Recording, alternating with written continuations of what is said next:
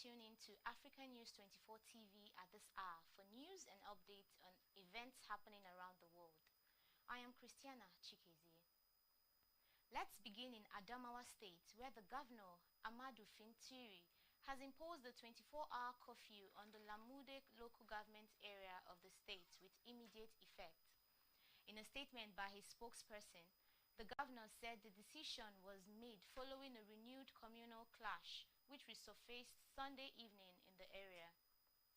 It was gathered that heavily armed Chobo-speaking tribe militia from neighboring Gombe state joined their counterparts in Adamawa state and allegedly launched coordinated assaults on Bachama communities in Lamude local government area, leaving dozens dead. Residents disclosed that the assailants advanced from the creeks bordering Gombe and overran several settlements from the western axis, sacking Tingno, Waduku, and 2 other villages. The government assured residents of security, saying security agencies have already been directed to restore law and order in the local government area with immediate effect. The Adamawa state government also appealed to residents to maintain peace and calm in the area. From Adamawa in the northeast to Anambra in the southeast, where an attack on Nofia community in Njikoka local government area of the Anambra state has left an unconfirmed number of fatal casualties in its wake. Armed men reportedly launched the deadly attack on Sunday, opening fire near the Afo Market Junction. Eyewitnesses described the scene as chaotic when the gunmen opened fire indiscriminately on unsuspecting residents. Community leaders confirmed that the death toll remains uncertain. While residents have called for increased security presence, police say investigations have begun as they work to apprehend the perpetrators. Meanwhile, French President Emmanuel Macron has promised to collaborate with the Nigerian government to combat insecurity in the country. Macron told President Bola TINUBU that France stands in solidarity with Nigeria and will strengthen cooperation with Nigerian authorities, offering support to communities affected by terrorist attacks and kidnappings in the north. Macron made the commitment during a telephone call to TINUBU. In the same vein, a U.S. delegation, including the U.S. ambassador and congressional representatives, met the country's national security advisor, Nuhu Ribadu, in Abuja. The discussions reportedly focused on counter-terrorism cooperation, regional stability, and deeper strategic security partnerships.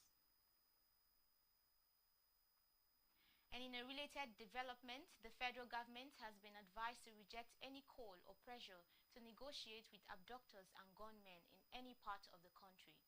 The call came from some Christian faithful during a service organized to honor the memory of those killed in different attacks in the country. Our next report tells us more.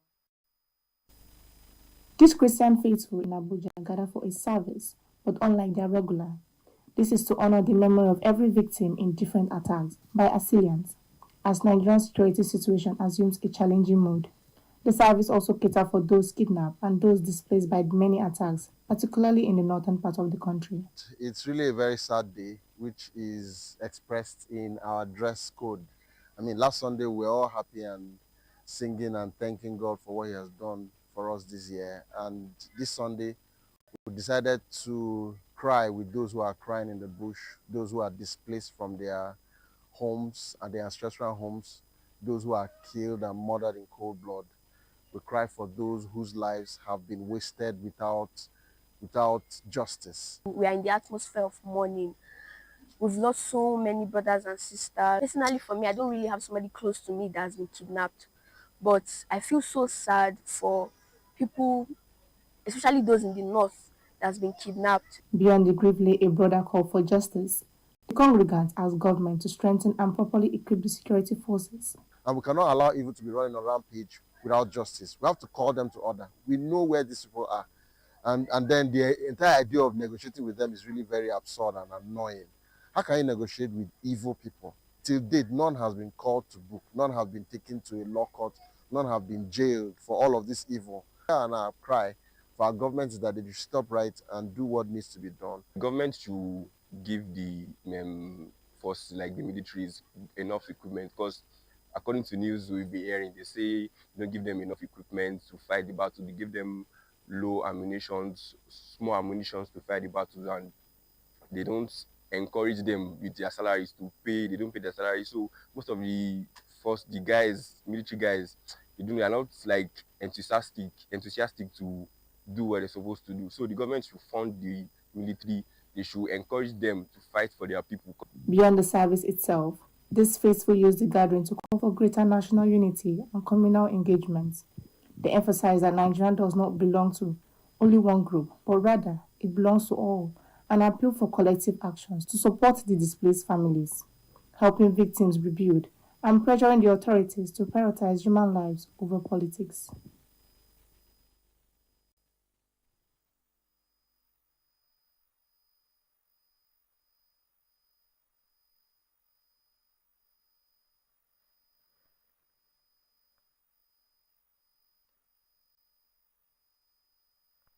From that service to the courts, where the Federal High Court in Abuja today declined to grant a motion ex parte filed by the leader of the proscribed indigenous people of Biafra, Nnamdi Kanu.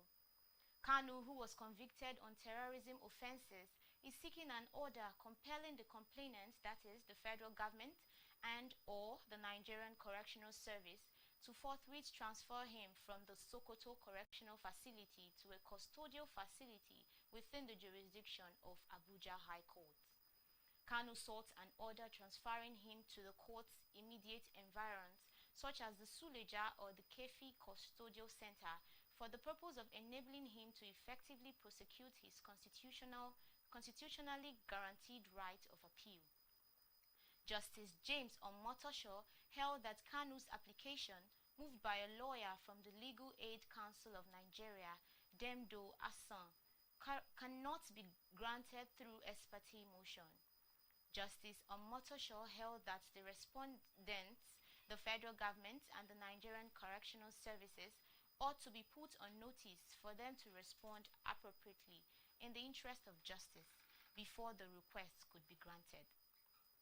The judge thereafter adjourned the case until January 27, 2026 to enable the applicant serve the necessary parties and for the application to be taken. Away from that, Vice President Kashim Shettima has launched a 1 billion naira family business grant aimed at boosting small family enterprises and strengthening grassroots economic stability across the country. Vice President of Nigeria, Kashim Shettima, has announced the rollout of 1 billion naira family business support grant targeted at empowering low-income families and strengthening community-based entrepreneurship. The program, which forms part of the administration's broader economic intervention framework, will provide direct financial support to families running small and micro-scale enterprises. The promise of this initiative aligns perfectly with the ideals of President Bola Ahmed Tinubu's renewed hope agenda, which prioritizes economic empowerment and operation, support for micro, small and medium enterprises as catalysts to stimulate local commerce, reduction of multidimensional poverty, and expansion of social protection, and the strengthening of public, private, and legislative partnerships that broaden the reach of prosperity. 1,000 families will benefit from 1 million naira each. Also speaking at the event, the Deputy Governor of Akwa Ibom State, Ekon Enyakenyi, described the grant as a timely intervention that will uplift many struggling families and boost economic activity across local communities.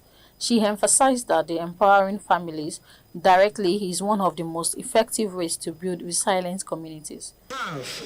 Of the government and good people of Akwa Ibom State, I feel honored to welcome the Vice President of the Federal Republic of Nigeria, His Excellency Senator Kashim Shettima, GCON, to Kanafon local government area for the 1 billion naira family-based empowerment initiative. According to the federal government, the grant represents a significant commitment to supporting small businesses and ensuring families have the resources needed to participate effectively in the economy. Thousands of our youth have been trained in various skills and empowered with startup packs, while support items like cars, motorcycles, among others, have been donated to numerous households to enable them grow sustainable livelihoods. Beneficiaries are expected to receive their funds in phases, with monitoring mechanisms put in place to ensure proper utilization and sustainability. And to politics, there are indications that the Taraba State Governor may formally join the All Progressives Congress in January 2026, marking one of the most significant political realignments ahead of the next election cycle. According to the political aides and party insiders, preparations have already begun within the APC structure to receive the governor, with sources saying the move follows months of consultations between the governor's camp and senior party leaders at both state and national levels. The planned defection has generated widespread interest across Taraba's political space, with many observers describing it as a strategic step that could reshape future alliances. While the governor has not yet made a public announcement, close associates say the decision is driven by broader political calculations, including alignment with federal power blocs, the need for stronger party backing, and expectations of a more favorable platform for upcoming political engagement. Across the state, reactions continue to grow. Supporters of the move believe joining the APC will position Taraba for increased federal presence and greater political influence, while critics fear it may heighten tensions among existing party structures already battling internal divisions.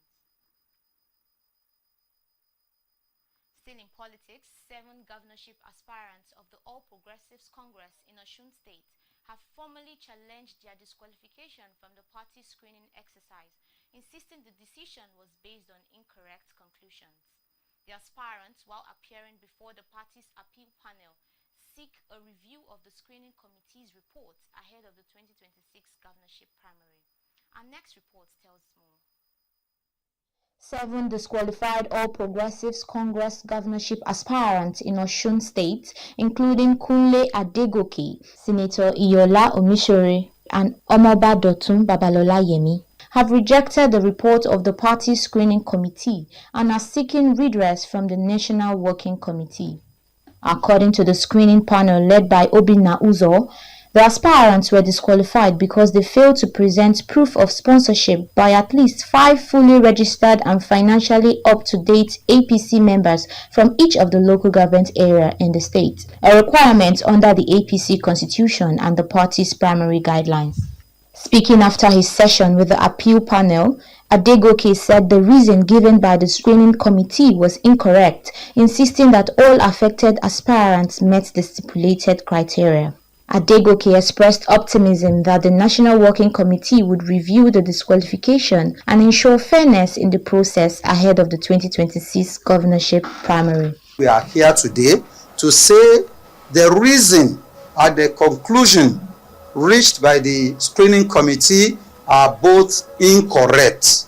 And to establish this, because the reason given by the screening committee for disqualifying 7 of us, including distinguished Senator Iyola Omishore and Omoba Dotun Baba Yemi, is basically that the 7 of us did not meet the requirements of being sponsored by registered, fully registered and financial members of the party.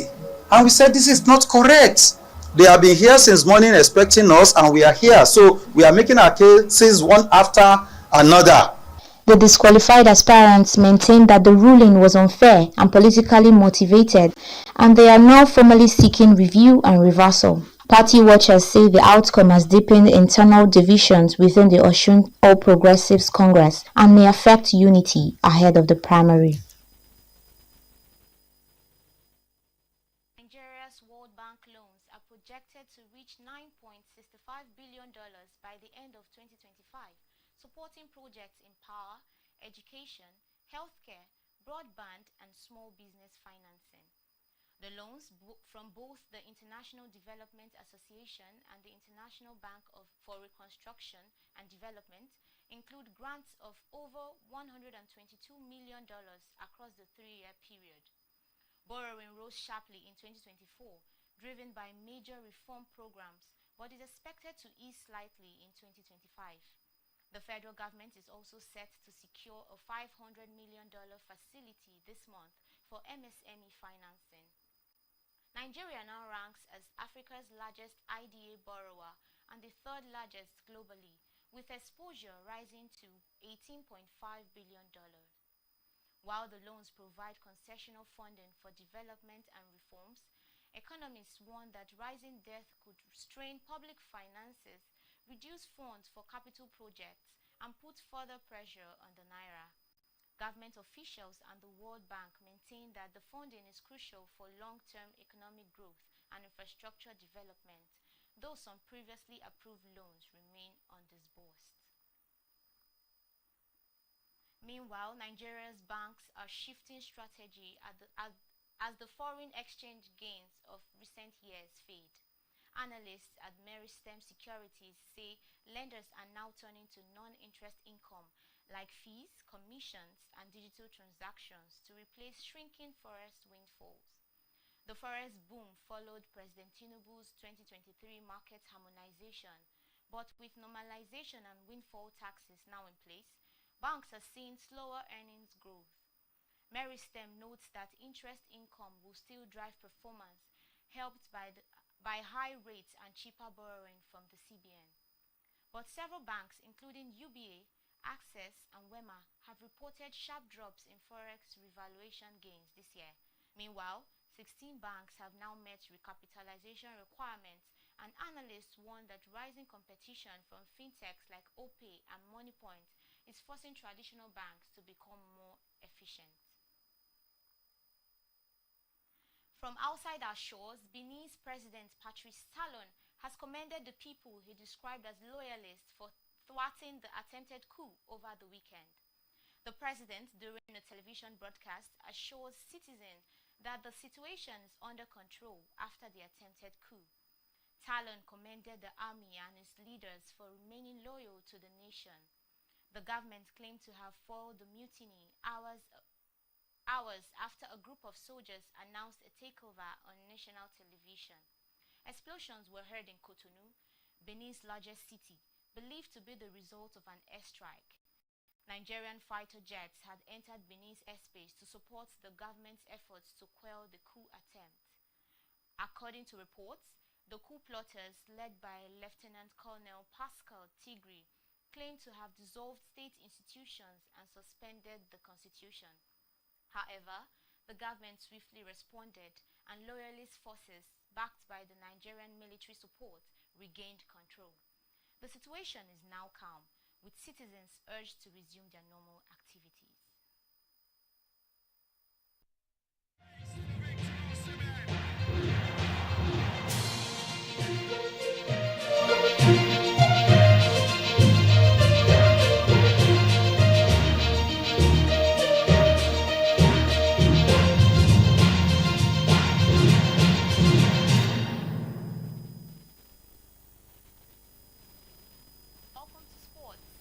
Uncertainty surrounds Mohamed Salah's involvement in Liverpool's Champions League trip to Inter Milan as the club continues internal discussions following the forward's recent public outbursts. Salah's strong remarks about his reduced playing time have prompted concern within the club, raising the possibility that he may be left out of the travelling squad. Reports indicated that Liverpool are weighing their options, with a final decision expected before the team departs for Italy later today. Manager Arne Slot is scheduled to meet with the media this afternoon and is expected to address the situation directly. The episode has drawn reaction across the football world, with analysts warning that Salah's comments risk unsettling the dressing room and adding pressure on Slot during a crucial period for the team. Liverpool are preparing for their trip to San Siro, but as of now, it remains unclear whether Salah will be a part of the group making the journey.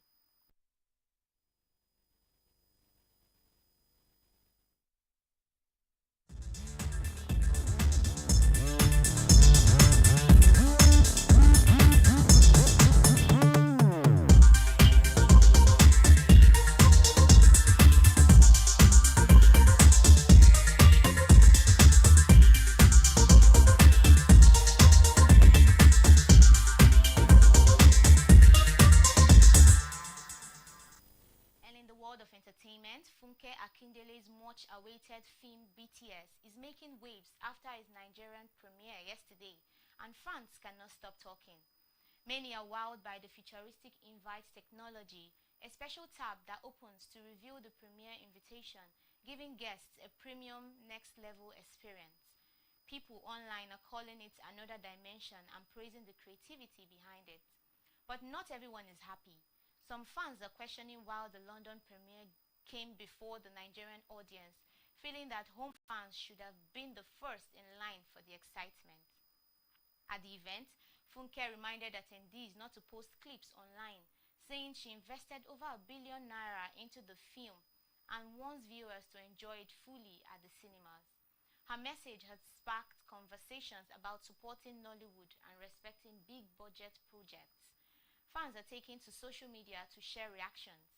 Some are obsessed with the techie invites, others are praising the film's visuals and storytelling, and a few are debating the premiere order. In other news, popular musician Wasiu Ayinde, popularly called K1 the Ultimate, has exerted his eligibility for the Awujale throne, citing his royal lineage. Speaking during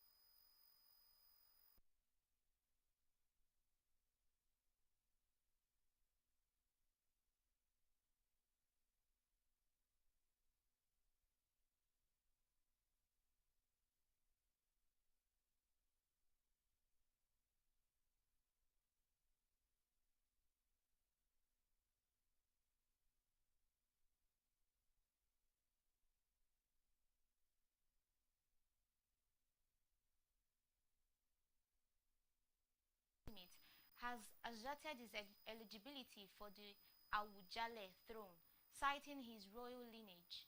Speaking during a press briefing, the singer emphasized that his ancestral roots and family history make him a legitimate contender for the prestigious traditional title. Ayinde, whose family has long-standing ties with the Ijebu royal household, outlined his vision for the community, promising to uphold cultural values while promoting development initiatives. He stated that his candidacy is not merely about personal ambition, but a continuation of his family's legacy. And that's where we draw the curtain at this hour. Thanks for tuning in to Africa News 24 TV. Follow us on all our social media platforms, and please check our website at africanews24.ng to stay informed and ahead. We'll catch you on the next broadcast. I am Christiana Chikezie.